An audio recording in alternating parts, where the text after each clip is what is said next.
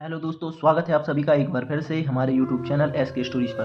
तो दोस्तों, हमारी आज की कहानी बहुत ही अमेजिंग होने वाली है क्योंकि हमारी यह कहानी सत्य घटनाओं पर आधारित है जो कि दहेज से है। तो चलिए कहानी शुरू करते हैं। साल 2036 की वो शाम, गमी से बुरा हाल। कूलर की हवा में बैठा हर रोज की तरह मैं टीवी देख रहा था। टीवी तो क्या, डब्बा था डब्बा। एलईडी तो हमने रमेश की शादी में समधी शाह को गिफ्ट में दे दिया था। बस तब से हम इसी से काम चला रहे थे। हालांकि जब हमें ये हमारे ससुराल से गिफ्ट में मिला था तब ये किसी एलईडी से कम नहीं था। तभी मोबाइल की घंटी बजी। फोन रमेश के ससुराल से था। हम गीता को नहीं भेजेंगे, सामने से आवाज आई। कोई बात नहीं, बच्चों को भी अभी छुट्टी चल रही है, कुछ दिन और रहने दो, मैंने कहा। हम उसे अब कभी नहीं भेजेंगे, समधी जी ने कहा। क्या हो गया, अभी तो खुशी खुशी गई थी बहू यहाँ से, मैंने बात को संभालते हुए कहा। वो तो खुश है लेकिन हम खुश नहीं हैं। आप तो हमारी बेटी को ले गए, अब हमारा ध्यान कौन रखेगा, समधी जी ने पीछे से कहा। मैं कुछ समझा नहीं, मैंने कहा। समझाना समझाना समझना कुछ नहीं है, गर्मी बहुत है, हमें एसी चाहिए वरना अपनी बहू को भूल जाओ। और फोन कट गया। मेरे पैरों तले जमीन खिसक गई थी। मुझे कुछ समझ नहीं आ रहा था कि मैं क्या करूं। हालांकि मुझे इतना जरूर पता था कि जिस चीज की वो लोग मांग कर रहे हैं वो दहेज था। मैंने रमेश को आवाज लगाई। बहू के साथ कुछ झगड़ा हुआ था क्या, मैंने पूछा। नहीं तो, वो तो बहुत खुशी से जा रही थी, बहुत दिनों बाद अपने मम्मी पापा से जो मिलने वाली थी। पर हुआ क्या, वे अब बहू को नहीं भेजेंगी। फोन पर अभी उन्होंने एसी की मांग की है। लेकिन पापा, ऐसे कैसे हो सकता है, गीता को तो पता है कि शादी का कर्जा भी अभी उतरा नहीं है। तो फिर यह एसी, रमेश ने गीता को कसूरवार ठहराया।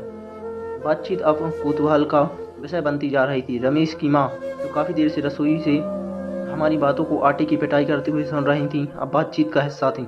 यह भी तो हो सकता है कि बहुत बहू को इस बारे में कुछ पता ही ना हो, रमेश की माँ ने कहा। किसी सास का अपनी बहू पर इस तरह का विश्वास मैंने पहली बार देखा था।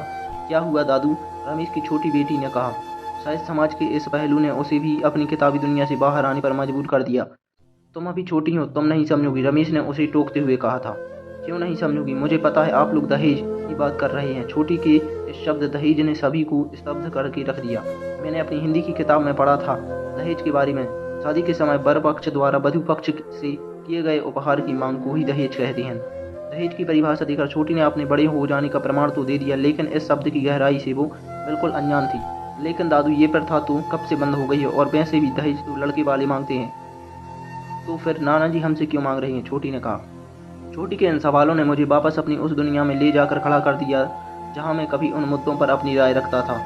बोलो ना दादू, छोटी ने फिर से कहा। मैंने छोटी के सर पर प्यार भरा हाथ रखा।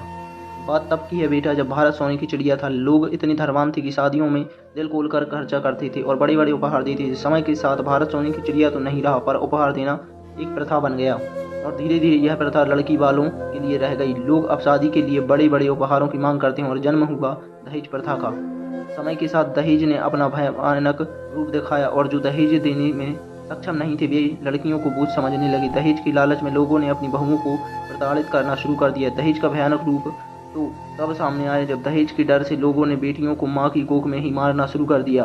धीरे धीरे लड़कियों की संख्या लड़कों के मुकाबले कम होने लगी। लड़कियों ने भी अपने अस्तित्व को बचाने के लिए जी तोड़ मेहनत करना शुरू किया। अब लड़कियां हर क्षेत्र में लड़कों से कंधा मिलाकर चलने लगीं।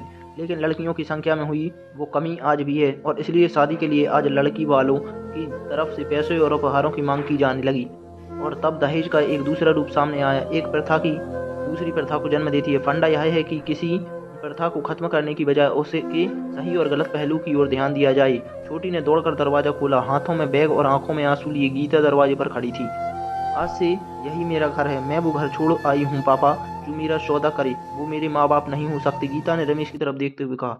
रमेश की आंखें भर आई। उसने दौड़कर गीता को गले से लगा लिया। आज फिर एक बेटी ने परिवार को बिखरने से बचा लिया। नारी के अटूट प्रेम का बेजोड़ उदाहरण आज मेरे सामने था। मैंने अपने हाथ पर प्यार भरा हाथ एक महसूस किया। दो प्यार भरी आंखें गली के नुक्कड़ तक घुमाने का निमंत्रण दे रही थी। रमेश की माँ और मैं बुढ़ापे के उस सफर में मोहब्बत का हाथ थामे हाथ थोड़ा दूर निकल आए थे, ताकि शाम के खाने में प्यार का थोड़ा तड़का और लग जाए। दोस्तों, बेटियां ही घर को बचा सकती हैं। उनका सम्मान करें, उन्हें गलत ना समझें, वो सबका हित सोचती हैं। तो अगर वीडियो पसंद आई हो तो वीडियो को लाइक शेयर कमेंट जरूर करें और चैनल को सब्सक्राइब भी जरूर कर लें।